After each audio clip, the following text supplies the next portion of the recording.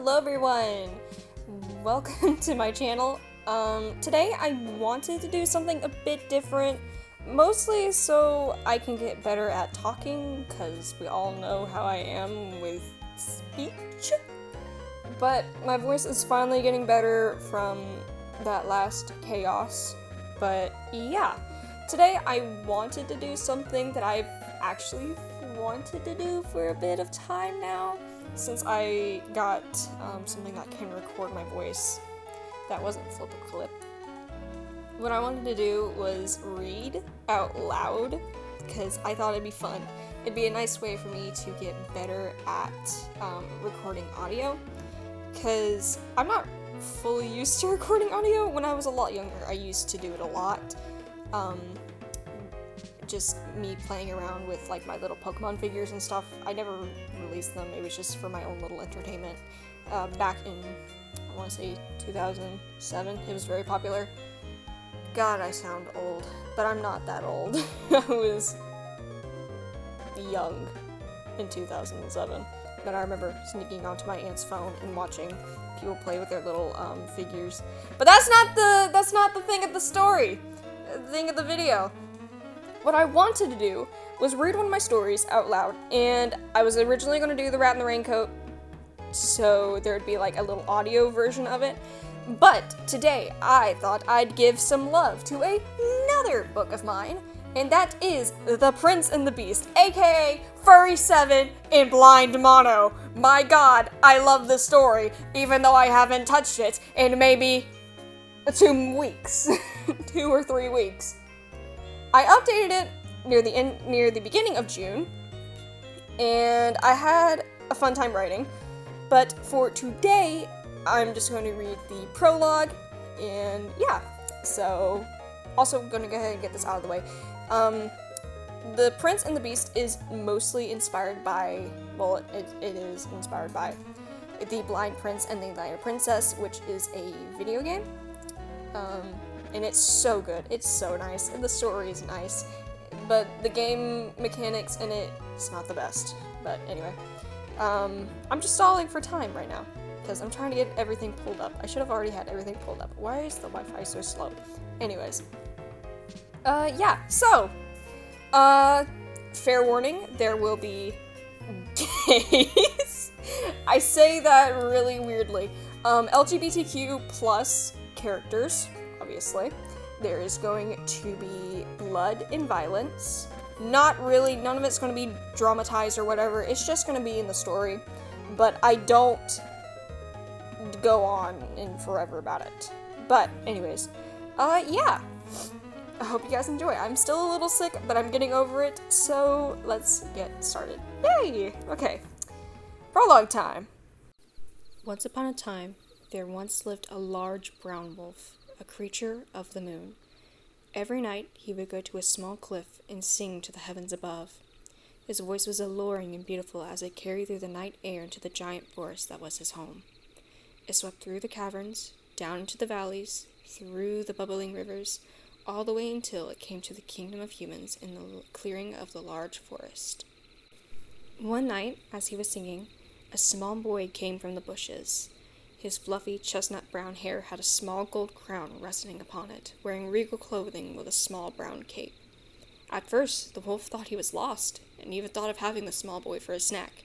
Before he could jump down from his perch, he was stunned to find the boy sit down on a log.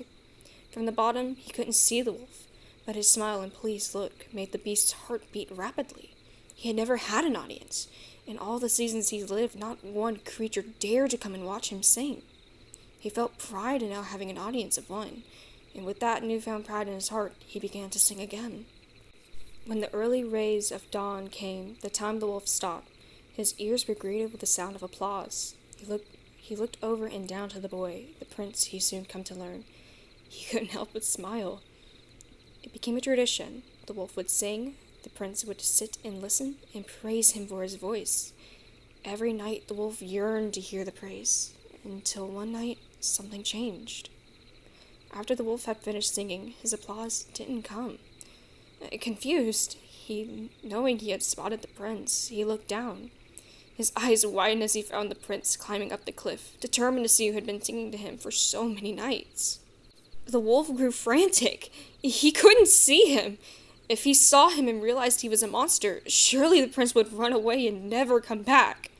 If he left now, however, the prince would follow him and possibly get himself killed in the forest. Before he could come up with an idea, the prince's hand reached the top of the cliff. With only a heartbeat to spare, the wolf flashed out with its claws.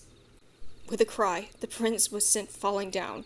Shocked, the wolf reached to grab him. Feeling the claws that had slashed his eyes, the prince screamed and pulled his hand away from the wolf's claws. The wolf watched helplessly as the prince fell, and with fear and full of shame, he ran away. The prince had been found by his father's guards and was taken back to the castle shortly after. Because of the wolf, he was now blind, forced to wear a bag over his head to conceal the scars and bandage.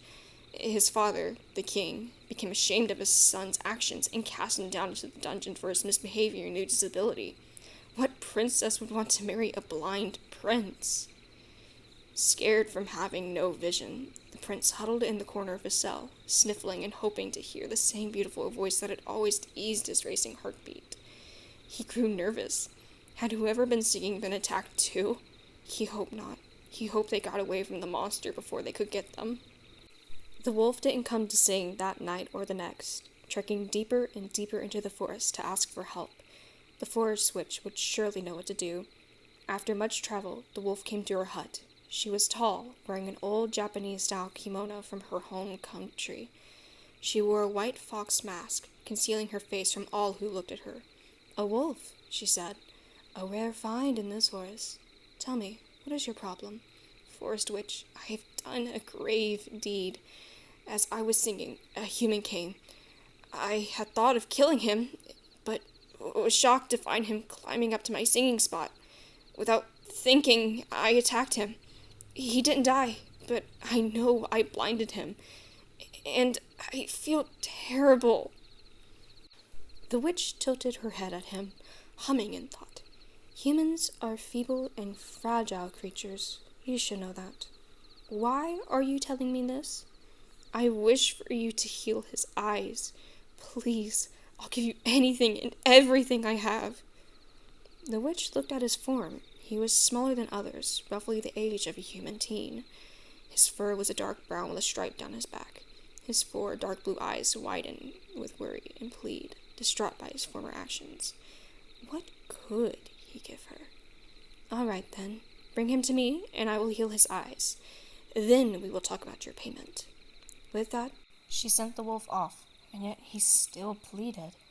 "Miss Witch, I can't bring him here like this.